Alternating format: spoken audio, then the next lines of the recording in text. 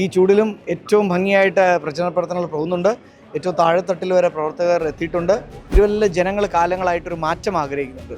കഴിഞ്ഞ ഒരു 20-25 വർഷക്കാലമായിട്ട് ഒരേ മുഖം തന്നെയാണ് അവർ നിയമസഭയിൽ കണ്ടുകൊണ്ടിരിക്കുന്നത്. അത് കഴിഞ്ഞ് 20 വർഷം പോയത് പോയി. ഇനിയുള്ള 20 വർഷം എങ്ങനെയായിരിക്കണം എന്നതിലുള്ളൊരു ചിന്ത എല്ലാവരുടെയും മനസ്സിലുണ്ട്, പ്രത്യേകിച്ച് യുവാക്കളുടെ മനസ്സിലുണ്ട്. തിരുവല്ല റെയിൽവേ സ്റ്റേഷൻ്റെയോ സ്റ്റേഡിയത്തിൻ്റെയോ ഒക്കെ അവസ്ഥ കണ്ടെങ്കിൽ നമുക്കത് കാണാൻ സാധിക്കും. സിഗ്നൽ കുറുകി കിടക്കുന്ന ബൈപ്പാസും കൺജഷൻ കിടക്കുന്ന നമ്മുടെ തിരുവല്ല ടൗണും മല്ലപ്പള്ളി ടൗണും കണ്ടാൽ തന്നെ മനസ്സിലാവും. പ്രധാനമന്ത്രി നരേന്ദ്രമോദിയുടെ പദ്ധതികളിൽ കൂടുതൽ ആളുകളെ ചേർത്തുകൊണ്ട് തിരുവല്ലക്കാർക്ക് ഒരു കൈത്താങ് അത് ഞാൻ കുറേ കാലമായി കൊടുത്തുകൊണ്ടിരിക്കുന്ന വ്യക്തിയാണ്.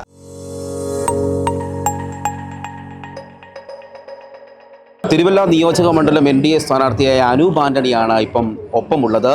പ്രചരണ പ്രവർത്തനങ്ങൾക്ക് എത്രത്തോളമായി? ഉഷാറായിട്ട് പോകുന്നു. ഈ ചൂടിലും ഏറ്റവും ഭംഗിയായിട്ട് പ്രചരണ പ്രവർത്തനങ്ങൾ പോകുന്നുണ്ട്.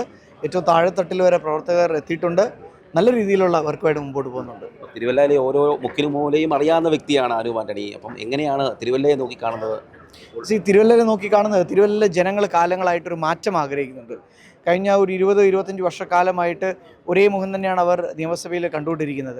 അതിൽ നിന്ന് എന്താ പറയുന്നത്, 20 വർഷം മുമ്പ് ജനിച്ച കുട്ടിയും ഇന്നിപ്പോൾ അദ്ദേഹം യൗവനത്തിൽ എത്തി നിൽക്കുമ്പോൾ എങ്ങനെയാണോ തിരുവല്ല കിടന്നത് അതേപടി തന്നെയാണ് തിരുവല്ല ഇപ്പോഴും കിടക്കുന്നത്. അപ്പോൾ അങ്ങനെയുള്ളപ്പോൾ തിരുവല്ലക്കാർ ആത്മാർത്ഥമായൊരു മാറ്റം ആഗ്രഹിക്കുന്നുണ്ട്. ആ മാറ്റം എന്തിനാണെന്ന് ചോദിച്ചു കഴിഞ്ഞാൽ അത് കഴിഞ്ഞ് 20 വർഷം പോയത് പോയി. ഇനിയുള്ള 20 വർഷം എങ്ങനെയായിരിക്കണം എന്നതിലുള്ളൊരു ചിന്ത എല്ലാവരുടെയും മനസ്സിലുണ്ട്, പ്രത്യേകിച്ച് യുവാക്കളുടെ മനസ്സിലുണ്ട്. അതുകൊണ്ട് അടുത്ത 20 വർഷത്തേക്കുള്ള തിരുവല്ല, ഇപ്പോൾ ഉള്ള തിരുവല്ല എന്താ പറയുന്നത്, തിരുവല്ലക്കാരുടെ ഒരു പ്രത്യേകത എന്ന് വെച്ച് കഴിഞ്ഞാൽ ഒന്ന് വലിയ പാരമ്പര്യവും വലിയ സംസ്കാരവും വലിയ ചരിത്രവും ഉറങ്ങുന്നൊരു മണ്ണാണ് തിരുവല്ല. അതുപോലെ തന്നെ ലോകത്തിൻ്റെ ഏത് കോണിൽ പോയാലും തിരുവല്ലക്കാരെ കാണാൻ കിട്ടും. അതുകൊണ്ട് ലോകത്തിൻ്റെ എക്സ്പോഷറുള്ള, ലോകം കണ്ടിട്ടുള്ളവരാണ് തിരുവല്ലക്കാർ. പക്ഷെ അതിനൊത്ത ഇൻഫ്രാസ്ട്രക്ചറോ അതിനൊത്ത പല കാര്യങ്ങളോ തിരുവല്ലയിലില്ല.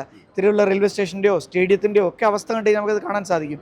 സിഗ്നൽ കുറുകി കിടക്കുന്ന ബൈപ്പാസും കൺജഷൻ കിടക്കുന്ന നമ്മുടെ തിരുവല്ല ടൗണും മല്ലപ്പള്ളി ടൗണും കണ്ടാൽ തന്നെ മനസ്സിലാവും.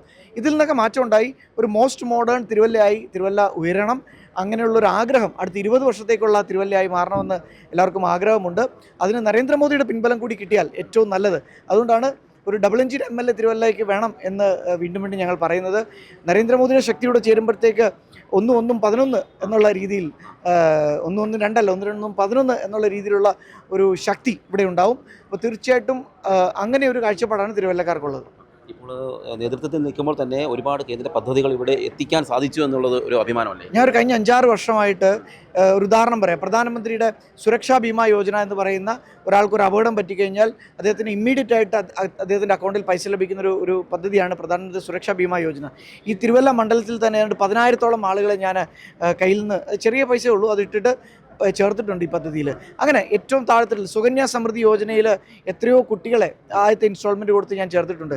എത്ര ആളുകൾക്ക് ഞാൻ മുദ്രാ ലോൺ ഈ മണ്ഡലത്തിൽ വാങ്ങിച്ചു കൊടുത്തിട്ടുണ്ട്.